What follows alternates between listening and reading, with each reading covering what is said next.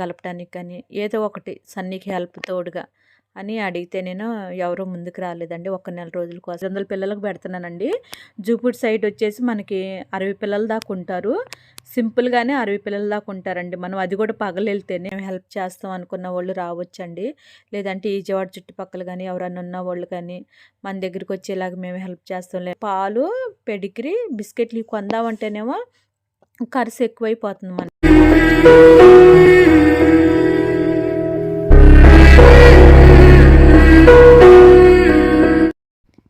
Hi అండి. Full video అయితే miss అవ్వకుండా చూడండి మీరు.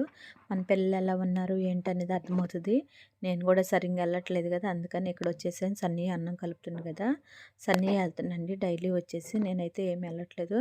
నేను అంటానే ఉన్నవాడికి ఇబ్బందిగా అనిపిస్తే ఒకరోజు అటు ఒకరోజు ఇటు పెట్టమ్మా నువ్వు, ఒకరోజు అంతమంది పెట్టలేకపోతే ఏమవ్వదులే అని చెప్తున్నాను నేను.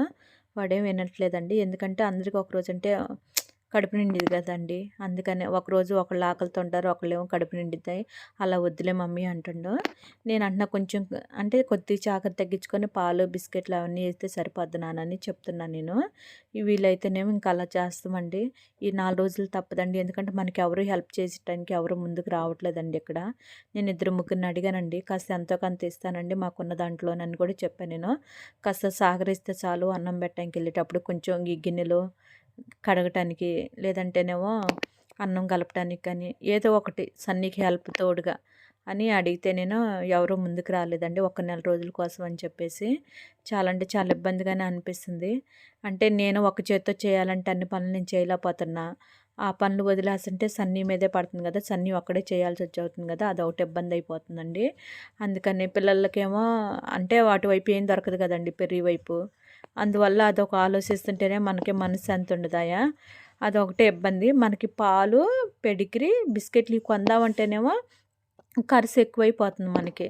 నేను అదొక్కటే ఆలోచిస్తున్నానండి. అంత ఖర్చు పెట్టడం అంత అవసరమా? అన్నమే వండుకొని కొంచెం కష్టం అనుకున్నా పర్లేదని చెప్పేసి అన్నం చికెనే కలిపి వండేసి పెడితే అయిపోద్ది కదా అని ఆలోచిస్తున్నాం మేము. ఇక ఏం చేయాలి అనేది మీరు వీడియో చూస్తే మీకు అర్థమవుతుంది కదండి. మాకు కాస్త మెసేజ్ అని చేయండి, ఇలా చేస్తే బాగుంటుంది అనేది. మాకు ఏదన్నా సలహా ఇస్తే నేను దాన్ని బట్టి నేను ఫాలో అవుతానండి కంపల్సరిగా మీకు చెప్పినట్టుగానే నేను.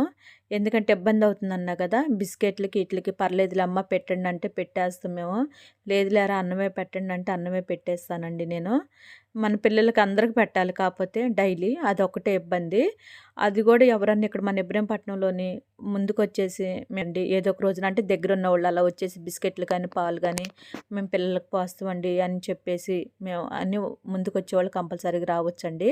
ఎందుకంటే సన్నీ ఒక్కడ అవ్వకుండా ఉండేట్టు కదా, అందుకని కనీసం పిల్ల తల్లి వరకన్నా కొంతమంది అన్నా సహకరిస్తే పెద్దవాళ్ళ వరకైనా సన్నీ వెళ్ళి పెట్టేసి వస్తానండి. అలాగా ఎవరన్నా ముందుకు వస్తే రావచ్చండి. అంటే ఒక నెల రోజులు మాత్రమే నేను. అంటే ఎందుకు అడుగుతున్నా అంటే అంత ఇబ్బందిగా అనిపిస్తుంది మాకు. అందుకనే ఇది ఒక రోజుతో పోయే పని కాదు కదండి. అందుకనే నేను కూడా ఒక చేత్తో చేయలేకనే అడుగుతున్నానండి, హెల్ప్ అడుగుతున్నా నేను. ఎవరన్నా ముందుకు వస్తే బాగుంటుందని చెప్పేసి. ఈ పని కంటేనే ఇక్కడోళ్ళు ఎవరో ముందుకు రావట్లేదండి. అది వచ్చిన బాధ. కుక్క పిల్లంటే ఇష్టం ఉన్న వాళ్ళైనా ముందుకు వస్తారు కదా పిల్లల కోసం అని చెప్పి ఒక ఆలోచన అండి. అందుకని పిల్లలు మీరు చూస్తున్నారా ఎంత గడగడలాడుతూ తింటున్నారో వాళ్ళు. అంటే కాస్త లేట్ అయిపోయింది, అందుకనే వాళ్ళకి అంత గడగడలాడుతున్నారు. సన్నీ మేమిద్దరం ఉన్నప్పుడైతే చెరో పక్క వెళ్ళటం అలా చేస్తున్నాం కదా, ఈ మధ్య వచ్చేసి మేము లేట్ అయినప్పుడు. అప్పుడు వాళ్ళకి ఆ టైం కవర్ అయిపోతుంది, సరే ఎటు గట్టు పెట్టేస్తున్నాం కదా ఆ టైంకని. మరీ లేట్ అయిపోతుంటే కష్టం అయిపోతుంది. అందుకని అలా అని పెందలాడి వెళ్ళినా తప్పే అవుతుంది. ఎందుకు పెందలాడి వెళ్తేనేమో జనాలు తిడుతున్నారు, మరీ లేట్ అవుతుంటేనేమో లేట్ అయ్యే కొద్దిగా మనకి అంటే పిల్లల కాడ నుంచి వెళ్ళి ఇంక వేరే ప్లేస్కి వెళ్ళేసరికి ఇంకా బాగా లేట్ అయిపోతుంది కదా. మనం ఒక ప్లేస్లో కాదు కదా పెట్టేది, అందరూ ఒక చోట దగ్గర ఉంటే అది వేరే విషయం. మనం మొత్తం 44 ప్లేస్లు అండి మన బుట్టి పిల్లల కాడికి వెళ్ళేది నేను. మామూలుగా ఇక్కడ అంటే మన ఆర్ట్స్పర్ స్కూల్ అవన్నీ తీసేసి నేను చెప్తుంది నేను, అవన్నీ తీసేసి 44 ప్లేస్ల దగ్గరికి వెళ్ళాలి అన్నం పెట్టడానికి మనం. అన్ని చోట్ల దగ్గర ఉన్నారు పిల్లలు వచ్చేసి. ఇంకా మేము కొన్ని ప్లేసులు వదిలేస్తున్నాం, ఇళ్లలో ఉన్న వాళ్ళని పిలిచి రోడ్డు మీదకి వస్తే పెట్టడం అలా చేస్తున్నాం మేము. ఇంకా అవి కూడా లెక్క చూసుకుంటే మనకి ఈ పైన అవుతారండి పిల్లలు. ఇప్పుడు మేము 500 పిల్లలకి పెడుతుంటేనే నేను తట్టుకోలేకపోతున్నా. 500 పిల్లల్ని నేను పోషించడమే నా వల్ల అవ్వట్లేదు. ఇంకా తక్కిన వాళ్ళకి అందరూ పెట్టాలంటే నా వల్ల కూడా అవ్వదండి.